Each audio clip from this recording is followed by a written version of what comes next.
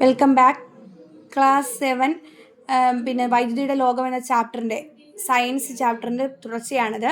Okay, നമുക്ക് പഠിക്കാം. Electric ലൈനിലൂടെ വൈദ്യുതി കടന്നു പോകാൻ ഏത് ലോഹമാണ് സാധാരണ ഉപയോഗിക്കുന്നത്? അലൂമിനിയം. ഇലക്ട്രിക് ലൈനുകളിൽ സാധാരണ ഉപയോഗിക്കുന്നത് ഏതരം കേബിളുകളാണ്? ACSR, aluminium conductor steel reinforced കേബിളുകളാണ് ഉപയോഗിക്കുന്നത്. ഇലക്ട്രിക് ലൈനുകളിൽ ചെമ്പു കമ്പി ഉപയോഗിക്കാത്തതിൻ്റെ കാരണം ഭാരക്കൂടുതൽ, ഉയർന്ന വില, ഊർജ്ജനഷ്ടം, വലിച്ചുനീട്ടൽ ശേഷി കൂടുതൽ. ഇലക്ട്രീഷ്യന്മാർ ഉപയോഗിക്കുന്ന ഉപകരണങ്ങളും ഉപയോഗവും: cutting player, stripper, screw driver, tester. Cutting player വലിയ കട്ടിംഗ് ടൂളുകൾക്ക് എത്താൻ കഴിയാത്ത സ്ഥലങ്ങളിൽ വയറുകളും ചെറിയ പിന്നുകളും മുറിക്കുന്നതിന് ഉപയോഗിക്കുന്നതാണ് കട്ടിംഗ് പ്ലെയർ. എന്താണ് സ്ട്രിപ്പർ? ഇലക്ട്രിക്കൽ വയറുകളിൽ നിന്ന് സംരക്ഷണ കവചം അല്ലെങ്കിൽ ജാക്കറ്റ് നീക്കം ചെയ്യാൻ ഉപയോഗിക്കുന്നു. സ്ട്രിപ്പർ. എന്താണ് സ്ക്രൂ ഡ്രൈവർ? സ്ക്രൂകൾ ചേർക്കുന്നതിനും നീക്കം ചെയ്യുന്നതിനും ഉപയോഗിക്കുന്നതാണ് സ്ക്രൂ ഡ്രൈവർ. എന്താണ് ടെസ്റ്റർ? വൈദ്യുത പ്രവാഹം പരിശോധിക്കുന്നതിന് ഉപയോഗിക്കുന്നതാണ് ടെസ്റ്റർ. വീട്ടിലെത്തുന്ന വൈദ്യുതിയുടെ ഗാർഹിക വൈദ്യുതിയുടെ അളവ് എത്രയാണ്? 230 വോൾട്ട്. ലോഹങ്ങൾ. തിളക്കമുള്ളതും കടുപ്പമുള്ളതും ബലമുള്ളതുമായ പദാർത്ഥങ്ങളാണ് ലോഹങ്ങൾ. ഇരുമ്പ്, ചെമ്പ്, വെള്ളി, സ്വർണം, aluminium, zinc, lead, mercury, nickel അടങ്ങിയവയാണ് ലോഹങ്ങൾ. ലോഹങ്ങളെല്ലാം സാധാരണ അന്തരീക്ഷ താപനിലയിൽ ഖരാവസ്ഥയിലാണ്. ദ്രാവകാവസ്ഥയിൽ ലോഹം ഏതാണ്? മെർക്കുറി അഥവാ രസം. എല്ലാ ലോഹങ്ങളും വൈദ്യുതി ചാലകങ്ങളാണ്. വൈദ്യുത ഷോക്ക്. ശരീരത്തിലൂടെ വൈദ്യുതി പ്രവഹിക്കുമ്പോൾ ഷോക്ക് ഏൽക്കുന്നു. ജീവനുള്ള കോശങ്ങളിൽ വെള്ളത്തിന്റെ സാന്നിധ്യം ഉള്ളതിനാൽ ശരീരം വൈദ്യുത ചാലകമാണ്.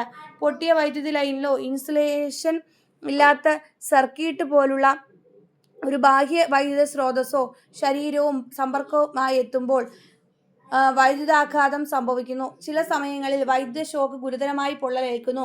വൈദ്യുതാഘാതം മൂലമുണ്ടാകുന്ന മരണത്തിന്റെ പ്രധാന കാരണം ഹൃദയാഘാതമാണ്. ഷോക്ക് ഏൽക്കാനിടയുള്ള സാഹചര്യങ്ങൾ: സ്വിച്ച് ഓണായിരിക്കുമ്പോൾ ബൾബ് മാറ്റുന്നു, നനഞ്ഞ കൈകൊണ്ട് സ്വിച്ച് ഓൺ ചെയ്യുന്നു, സ്വിച്ച് ഓഫാക്കാതെ പ്ലഗ് പിൻ ഊരുന്നു, ഇൻസുലേഷൻ പോയ വയറുകൾ ഉപയോഗിക്കുന്നു, സ്വിച്ച് ഓൺ ചെയ്ത് ഉപകരണങ്ങൾ റിപ്പയർ ചെയ്യുന്നു. ഷോക്ക് ഏൽക്കാതിരിക്കാൻ എന്തൊക്കെ ശ്രദ്ധിക്കണം? ഗുണനിലവാരമുള്ള ഉപകരണങ്ങൾ ഉപയോഗിക്കണം. അതുപോലെ തന്നെ എന്താണ്? മെയിൻ സ്വിച്ച് ഓഫ് ചെയ്ത ശേഷം ഫാൻ അഴിച്ചെടുക്കുക. വസ്ത്രങ്ങൾ അയൺ ചെയ്യുമ്പോൾ ചെരുപ്പ് ഉപയോഗിക്കുക. വൈദ്യുതാഘാതത്തിന്റെ ലക്ഷണങ്ങൾ: അബോധാവസ്ഥ, ശ്വസിക്കുന്നതിലെ ബുദ്ധിമുട്ടുകൾ, ഹൃദയസ്പന്ദനം, ദുർബലമായ പൾസ്. വൈദ്യുതാഘാതം മൂലമുണ്ടാകുന്ന മരണത്തിന്റെ പ്രധാന കാരണമാണ് ഹൃദയാഘാതം. ഓക്കെയാണ്. പിന്നീട് കൊടുത്തിരിക്കുന്നത് ജനറേറ്ററിനെ പറ്റിയിട്ടാണ്. ജനറേറ്റർ നോക്കിയാലോ? വൈദ്യുത തടസ്സം ഉണ്ടാകുമ്പോൾ വൈദ്യുതി വിതരണം ചെയ്യുന്നതിനുള്ള ഉപകരണമാണ് ജനറേറ്റർ. പെട്രോൾ, ഡീസൽ, മണ്ണെണ്ണ തുടങ്ങിയ ഇന്ധനങ്ങളിൽ നിന്നുള്ള ഊർജ്ജം ഉപയോഗിച്ചാണ് ജനറേറ്ററിൽ വൈദ്യുതി ഉണ്ടാകുന്നത്. ജനറേറ്ററിൽ രാസോർജ്ജം ആദ്യം യാന്ത്രികോർജ്ജമായിട്ടും പിന്നീട് വൈദ്യുതോർജ്ജമായി മാറുന്നു. സ്കൂളുകളിലും വീടുകളിലും വൈദ്യുതി ലഭിക്കാൻ സ്ഥിരമായി ജനറേറ്റർ ഉപയോഗിക്കാത്തതിന് കാരണം എന്ത്? ഉയർന്ന ഇന്ധനവില, അന്തരീക്ഷ മലിനീകരണം. എന്താണ് വൈദ്യുത നിലയങ്ങളിലെ ജനറേറ്റർ പ്രവർത്തിപ്പിക്കുന്നത് എങ്ങനെയാണ്? നോക്കിയാലോ? അണകെട്ടി ഉയരത്തിൽ നിർത്തിയ വെള്ളം താഴേക്ക് പതിക്കുമ്പോൾ ഉണ്ടാകുന്ന ഊർജ്ജം ഉപയോഗിച്ചാണ് ജലവൈദ്യുത നിലയങ്ങളിൽ ജനറേറ്റർ പ്രവർത്തിപ്പിക്കുന്നത്.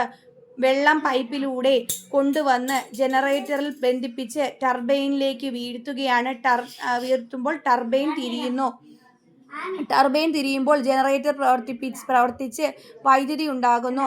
ഈ വൈദ്യുതി ഇലക്ട്രിക് ലൈനിലൂടെ വിവിധ സ്ഥലങ്ങളിൽ എത്തുന്നു. കേരളത്തിൽ ലഭിക്കുന്ന വൈദ്യുതിയുടെ ഭൂരിഭാഗവും ഉൽപ്പാദിപ്പിക്കപ്പെടുന്നത് ഇടുക്കിയിലെ ജലവൈദ്യുത നിലയത്തിൽ നിന്നാണ്.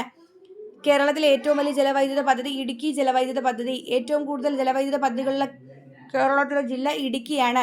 കേരളത്തിൽ ഏറ്റവും കൂടുതൽ ജലവൈദ്യുത പദ്ധതികൾ സ്ഥിതി ചെയ്യുന്നത് പെരിയാർ. കേരളത്തിൽ ആദ്യമായി വൈദ്യുതീകരിച്ച നഗരം തിരുവനന്തപുരം, 1929.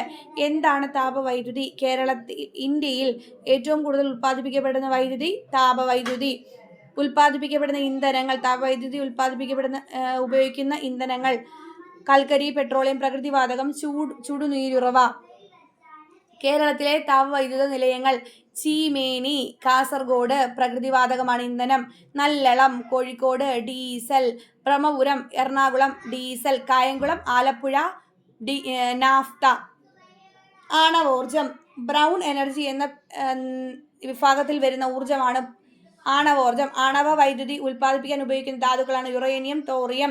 ഏറ്റവും കൂടുതൽ ആണവ നിലയങ്ങളുള്ള സംസ്ഥാനം തമിഴ്നാട്.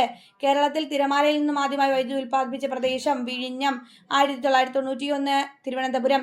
സൂര്യനിൽ നിന്നുള്ള ഊർജ്ജം വൈദ്യുതോർജ്ജമാക്കി മാറ്റുന്നതിനുള്ള സംവിധാനമാണ് സോളാർ സെല്ലുകൾ. ഒന്നിലധികം സോളാർ സെല്ലുകൾ ചേർന്നാൽ സോളാർ പാനൽ. കൃത്രിമ ഉപഗ്രഹങ്ങൾ പ്രവർത്തിക്കുന്നതിനുള്ള വൈദ്യുതി ലഭിക്കുന്നത് സോളാർ പാനലിൽ നിന്നാണ്. കേരളത്തിലെ കാറ്റാടി ഫാമുകൾ കഞ്ചിക്കോട് പാലക്കാട്, അകളി പാലക്കാട്, അട്ടപ്പാടി പാലക്കാട്, രാമക്കൽമേട് ഇടുക്കി. കേരളത്തിലേത് ആദ്യത്തേതും ഏറ്റവും വലുതുമായ കാറ്റാടിപ്പാടം എവിടെയാണ്? കഞ്ചിക്കോടാണ്. സർക്യൂട്ടുകൾ ഉപയോഗിക്കുന്ന വസ്തുക്കളും അടയാളങ്ങളും അല്ലെങ്കിൽ ചിഹ്നങ്ങളും. ചാലക കമ്പിയാണെങ്കിൽ കട്ടി കൂടിയ ഒരു വര. സ്വിച്ച് ഓഫ് ചെയ്തിരിക്കുകയാണെങ്കിൽ ദാ ഇങ്ങനെ കണക്ഷൻ ഇല്ലാതെ കിടക്കും. സ്വിച്ച് ഓൺ ആണെങ്കിൽ കണക്ഷനോടുകൂടി നമുക്കിങ്ങനെ കാണാനായിട്ട് സാധിക്കും. സെല്ലാണെങ്കിൽ ഒരു വലിയ വര, ഒരു ചെറിയ വര, രണ്ട് അപ്പുറം ഇപ്പുറം വരകൾ. ബാറ്ററി ആണെങ്കിൽ നടുക്ക് ഇങ്ങനെ വരും, അല്ലാതെ വരകൾ ഇങ്ങനെ കുത്തനെയും നെടുകയും കാണാം. പ്രകാശിക്കാത്ത ബൾബ് ഇൻഡു മാർക്ക്, പ്രകാശിക്കുന്ന ബൾബ് ഇങ്ങനെ മുകളിൽ ഇങ്ങനെ ഒരു വരകൾ കാണാം. ബസ്റ്റർ കൊടുത്തിരിക്കുന്ന ബസ്റ്റർ. മിനി മോട്ടർ എം എന്ന് കൊടുത്തിരിക്കും. LED ആണെങ്കിൽ ഇത്ര ഒരു ആരോ മാർക്കിനകത്ത് മുകളിലേക്ക് 2 ആരോ മാർക്ക് കാണാം. ഓക്കെ, ഇത്ര കാര്യങ്ങളാണ് ഈ ചാപ്റ്ററിൽ പഠിക്കാനുള്ളത്. താങ്ക്